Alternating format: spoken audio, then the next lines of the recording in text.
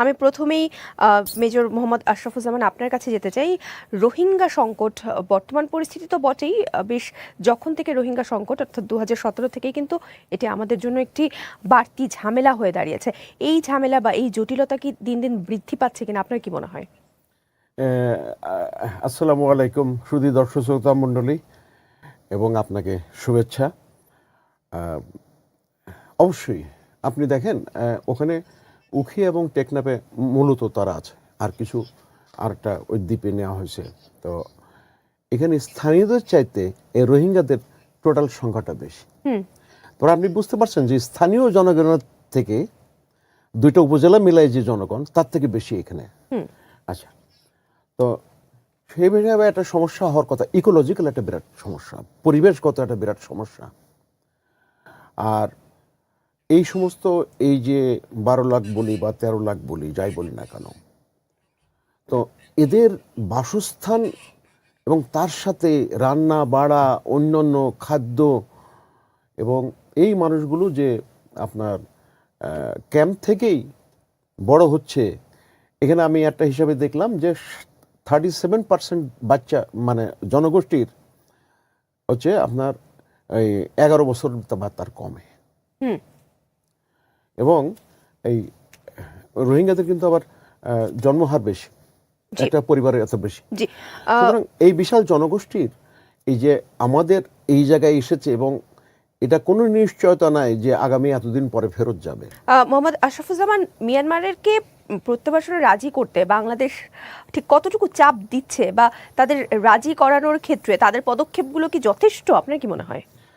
আমি সরকারকে অপ্রয়োজনীয় দোষারোপ করব না, কারণ আমাদের সীমাবদ্ধতা আছে। এবং এটা হচ্ছে কি, আপনি দেখেন ভাই সাহেব যেটা বললেন যে আজকে মানে তার আগে একটু বলে রাখার দরকার দর্শক শ্রোতাদেরকে যে এইটা হচ্ছে তৃতীয় ঢেউ এই শরণার্থীদের।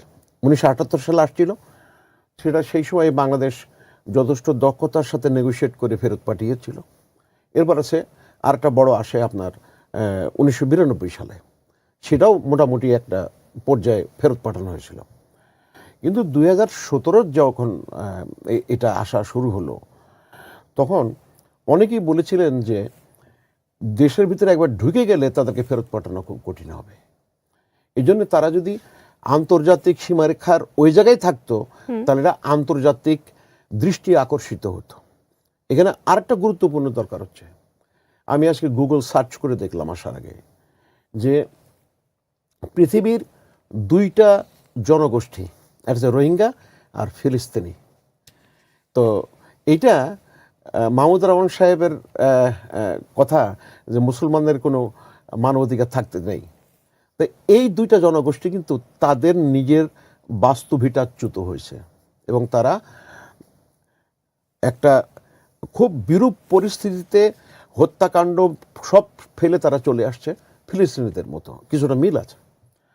এখন এই কারণে আপনার আমাদের সরকারের আর এটা যেহেতু শুরু হয়েছিল অন্য জায়গায়, আপনাকে এই জায়গায় আমি ছোট্ট একটা মানে সবাইকে একটু পিছনে নিয়ে যাচ্ছি। সমস্যা হচ্ছে মায়ানমারের সাথে রোহিঙ্গা, আর আমাদের তৎকালীন পররাষ্ট্রমন্ত্রী হাসান মাহমুদ ভারতে গেছে রোহিঙ্গার সমস্যার সমাধানের কথা বলার জন্য। অথচ রোহিঙ্গার সমস্যার সাথে ভারতের কোনো সম্পর্ক নাই। বড়জোর আছে যে মায়ানমারের কিছু শরণার্থী আবার হালকা পাতলা তারা ওই ইন্ডিয়া রাষ্ট্রেও গিয়েছিল। সো তার ফলে হয়েছে কি, এখন হঠাৎ করে এইটা আসছে।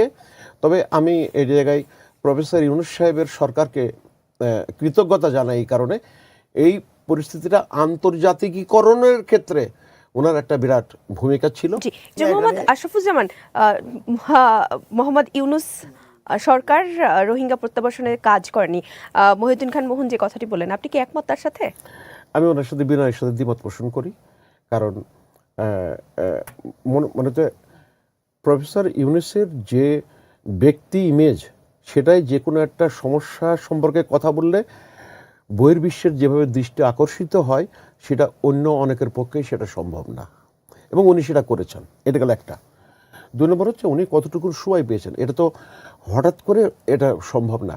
উনি একটা আশার বাণী শুনিয়েছিলেন, যেটাতে আমি নিজেও ধাক্কা খেয়েছিলাম, কিন্তু চেষ্টা উনি করেছেন। আচ্ছা, এই জায়গায় এই এ, সামনে হয়তো আলোচনার ক্ষেত্রে আসবে, কারণ ওই যে চীন এবং বাংলাদেশের যে করিডোরের যে ব্যাপারটা আসছে এবং ওই রোডের মধ্যে দিয়ে আসছে, এবং প্রফেসর ইউনূস যখন চীন সফরে গিয়েছিলেন তখন এদের ব্যাপারে এই প্রত্যাবাসনের ব্যাপারে চীনের সহায়তা কামনা করেছিলেন। এখন এই মানে চীন হচ্ছে একমাত্র দেশ বর্তমান সময়ের জন্যে যারা মায়ানমার সরকারের উপরে তাদের প্রভাব আছে, আর এই যে বিভিন্ন গোষ্ঠী আছে, বিভিন্ন আপনার ইনসার্জেন্ট গ্রুপ আছে, তাদের উপরেও তাদের সাথে ভালো সম্পর্ক আছে। চীনের এই যে মায়ানমারের উপর একটা প্রভাব রয়েছে, বাংলাদেশ কি চীনের এই প্রভাবটিকে সঠিকভাবে কাজে লাগাতে পারছে কিনা, না আপনার কি মনে হয়? চেষ্টা করছে, এখন বর্তমানে চেষ্টা হচ্ছে ফোকাস, এবং আমি বিশেষ করে বাংলাদেশের জন্য অতি জরুরি হয়ে যাচ্ছে যদি এই করিডোরটা আসলে বাস্তবায়ন করার যদি সদিচ্ছা থাকে, তাহলে চীনের সাথে একেবারে কাঁধে কাঁধ মিলাই কাজ করতে হবে। জি, আমাদের সাথে স্টুডিওতে উপস্থিত আছেন নিরাপত্তা ও নীতি বিশ্লেষক অবসরপ্রাপ্ত মেজর মোহাম্মদ আশরাফুজ্জামান এবং প্রতিদিনের বাংলাদেশের সহকারী সম্পাদক মহিউদ্দিন খান মোহন। আমরা আলোচনা করছিলাম রোহিঙ্গা সংকট ও বর্তমান সরকারের চ্যালেঞ্জ নিয়ে, যেখানে ছিলাম আমরা যে আন্তর্জাতিক মধ্যস্থতা কতটুকু প্রয়োজন। সেক্ষেত্রে আন্তর্জাতিক মধ্যস্থতার ক্ষেত্রে আমরা দেখেছি যে বর্তমান সরকার যখন মালয়েশিয়া গিয়েছিলেন, বা তিনি কিন্তু একটা মালয়েশিয়ার পক্ষ থেকে একটা আশ্বস্ত হয়েছিলেন যে রোহিঙ্গা প্রত্যাবাসনে তারা একটা ভূমিকা রাখবেন বা তারা ত্বরান্বিত করবার একটা আশ্বাস দিয়েছিলেন। সেই আশ্বাসটা কতটুকু হতে পারে, আমি আশরাফুজ্জামান আপনার কাছে যেতে চাই। প্রথমত হচ্ছে মালয়েশিয়া যে আসিয়ানভুক্ত দেশ, তো মালয়েশিয়া আসিয়ানের উপরে তাদের একটা ভালো প্রভাব আছে, আবার মুসলিম প্রধান দেশ, এবং সমস্যা হচ্ছে মুসলিম নিয়ে। আর 3 নম্বর হচ্ছে যে অনেক রোহিঙ্গা ওই নৌকায় করে তাদের মানে ওই মালয়েশিয়ায় পৌঁছেছে, মালয়েশিয়া ইন্দোনেশিয়ায় পৌঁছেছে, এবং আসিয়ানের একটা প্রভাবশালী দেশের উনি প্রধানমন্ত্রী, এবং মুসলিম বিশ্বেও ওনার একটা প্রভাব আছে। তো সার্বিকভাবে উনি উদ্যোগ নিলে কাজটা আর একটু বাংলাদেশের পক্ষে যায়। বাংলাদেশ যে চেষ্টা করছে সেই চেষ্টার সাথে আপনার এই প্রচেষ্টা একটা সমন্বিত প্রচেষ্টা হবে। জি, মোহাম্মদ আশরাফুজ্জামান, মহিউদ্দিন খান মোহনের এই মন্তব্যের সাথে আপনি কতটা একমত? আমি ভাইয়ের সাথে একমত, দ্বিমত, আবার সহমত। তো আমি বলছি আপনাকে যে হিসাব হচ্ছে যে গতকালের হিসাব, আজকের হিসাব এবং আগামীর হিসাব সবসময় একই রকম হবে এটা বলার কোনো কারণ নেই।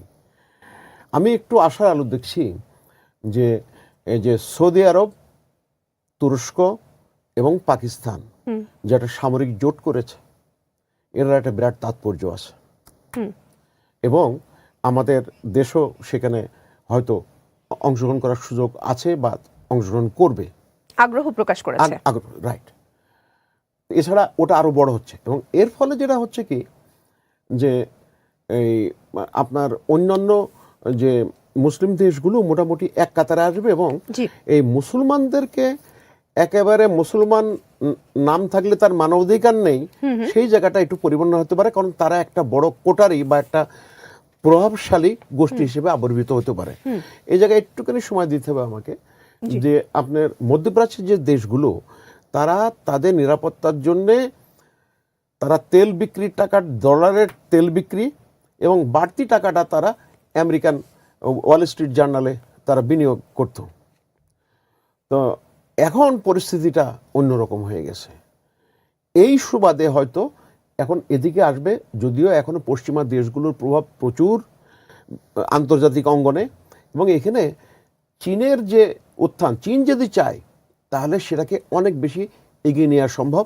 এবং আমার কাছে ভালো লেগেছে যে বর্তমান সরকার এই সমস্যার সমাধানে চীনের সহায়তা এবং দৃষ্টি আকর্ষণ করেছে এবং করছে। মোহাম্মদ আশরাফুজ্জামান, আমরা যদি আমাদের মূল আলোচনার দিকে একটু নজর দিই, সেক্ষেত্রে আমরা যেটা বলছিলাম যে বিভিন্ন অপরাধ, সেক্ষেত্রে মাদক দ্রব্য, অস্ত্র, অপহরণ, বিভিন্ন ক্ষেত্রে কিন্তু রোহিঙ্গাদের একটা ভূমিকা রয়েছে। এই সমস্যাগুলোর সমাধানে সরকার মানে নিয়ন্ত্রণের ক্ষেত্রে সরকারের দুর্বলতাগুলো কোথায়, কেন তাদের নিয়ন্ত্রণের মধ্যে আনাটা খুব একটা সহজ হয়ে উঠছে না? আচ্ছা, আমি বলি, শোনেন, এই যে আমি যদি 12 লাখ লোক ধরি, বাদ দেন অন্য সব সংখ্যাটা, এবং স্থানীয় মানুষের দ্বিগুণ তারা হচ্ছে তাদের মানে জনবল, তারপরেও কিন্তু আইন শৃঙ্খলা পরিস্থিতি অতটা খারাপ হয়নি। হয়েছে কিছু, এবং এটা অস্বাভাবিক না। তবে ওখানে গোল্ডেন ট্রায়াঙ্গেল অর্থাৎ মায়ানমারের সুবিধাটা হচ্ছে তারা দ্বিতীয় বৃহত্তম ওপিয়াম উৎপাদন যে এলাকা হয় গোল্ডেন ট্রায়াঙ্গেল তার কাছাকাছি, এবং তার মাধ্যমেই এটা বিভিন্ন জায়গায় পাচার হয়। তো এই মাদকটাই আমাদের জন্য একটা বিরাট সমস্যা হচ্ছে, এবং এখানে রাজনৈতিক ব্যক্তিবর্গের একটা বিরাট ব্যাপার আছে। এখন আপনি এর আগে ওখানে বদি সাহেব ছিলেন একজন জনপ্রতিনিধি, ওনার নামে অনেক কথা আছে। আবার সেদিন গয়েশ্বরবাবু বললেন যে বদি তো চলে গেছে, এখন তাহলে কার এলাকা এবং কার মাধ্যমে আসছে এই উত্তরটা কে দেবে আমি জানি না। তো এটা কতগুলো একটা আনুষঙ্গিক অর্থাৎ পার্শ্ব প্রতিক্রিয়া থাকবে। তবে আমার কাছে এখনও যেটা মনে হচ্ছে, যদি সত্যিকার অর্থে আইন শৃঙ্খলা নিয়ন্ত্রণ করার জন্যে আমাদের সরকার এবং আইন শৃঙ্খলা বাহিনী যারা যে দায়িত্বপ্রাপ্ত তারা যদি মনোযোগ দেয় তাহলে এটা করা সম্ভব। কিন্তু ওখানে যদি আপনি ওই মাদক পাচার তাদের মাধ্যমে মাদক পাচারের রুটটা বজায় রাখেন তাহলে এটা কঠিন হয়ে যাবে। আরেকটা কথা, ছোট্ট একটা সুযোগ দিতে হবে, নাহলে অসম্পূর্ণ থেকে যাবে। সেটা হচ্ছে কি জানেন, যে এই জনগোষ্ঠীগুলো তারা বাস্তবিটা চ্যুত, তাদের বড় হওয়া যে পরিবেশ সেটা কিন্তু আমার আপনার মতো একটা স্বাভাবিক পরিবেশে না। সো এইরকম একটা বিরূপ পরিবেশে তারা হচ্ছে, সুতরাং তাদের ভিতরে উচ্ছৃঙ্খলতা কিছু থাকবে। তারপরেও আমি মনে করি যে এত অসুবিধা থাকা সত্ত্বেও আইন শৃঙ্খলা পরিস্থিতি তুলনামূলকভাবে যতটা আমরা খারাপ আশা করেছিলাম সেগুলো হয়নি। আমরা একটা ছোট্ট উদাহরণ দেবো, একটা ছোট্ট উদাহরণ দিয়ে সাথে, সেটা কি জানেন, যে দেখেন আমাদের এই রোহিঙ্গারা কিন্তু সুইসাইড বোম্বার হয় নাই এখনো। ওই যে আত্মঘাতী যে বোমা করছে, এটা অনেক দেশেই শরণার্থীরা কিন্তু এটা করছে, কিন্তু এটা কিন্তু করেনি। সুতরাং সেই অর্থে ওরা অতটা বেশি ভয়ানক বা ভয়ঙ্কর হয়েছে বলে আমার কাছে মনে হচ্ছে না, এবং আগামীতে হয়তো হবে না। যদি মিয়ানমারে যদি রোহিঙ্গাদের পুনর্বাসন সম্ভব না হয়ে থাকে, তাহলে কি তৃতীয় কোনো দেশে রোহিঙ্গাদের পুনর্বাসন করার কোনো সম্ভাবনা বা কোনো বিবেচনা বাংলাদেশকে করতে হবে কিনা, এমন কোনো অপশন রয়েছে কিনা আপনার কি মনে হয়? তৃতীয় দেশটা কই পাবেন আপনি? কোথায় পাবেন তৃতীয় দেশ? মানে আল্লাহ তাআলা তো দিয়ে একটা ভূমিকম্প দিয়া বঙ্গোপসাগরের এদিক দিয়ে বা ভারত মহাসাগরে একটা নতুন দ্বীপ তৈরি করে দেয়, ওটার মধ্যে আপনারা পাঠাইতে পারবেন। নাহলে পৃথিবীর কোনো রাষ্ট্র নাই যে বলবে যে আমাদের কাছে দিয়ে দাও, দিবে না। চ্যালেঞ্জ করলাম আমি।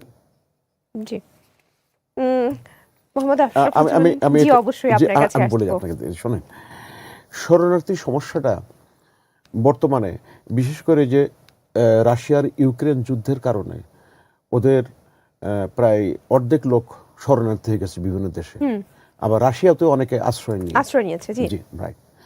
তো এখন কিন্তু আবার আগে যেভাবে শরণার্থীদের কদর করা হতো, এখন নিজের আর্থিক টানপোড়েনের কারণে বিভিন্ন দেশগুলো সেটা থেকে বেরোয় আসার চেষ্টা করছে। আর যে শরণার্থীদের আবার কিছু খাসলত থাকে যে এটা করে অপরাধমূলক, তাদের সমাজের সাথে সঙ্গতিপূর্ণ না। সুতরাং আমাদের চেষ্টা করতে হবে, তবে সম্ভবত আমাদেরকে বেশ ভুগতে হবে। এটা গেল একটা দিক। দ্বিতীয় দিক হচ্ছে আমি সরকারের জোর চেষ্টা করতে হবে, এবং আমার বিবেচনায় আমি যতটুকু বুঝি আমেরিকা কিন্তু আপনার মায়ানমারের সাথে সম্পর্কটা ভারত কিন্তু বেশ ওঠানামা করে। কিছুদিন আগে একেবারে তো মায়ানমারের ব্যাপারে যেহেতু কঠিন ছিল, কিন্তু বার্মা অ্যাক্ট করছে।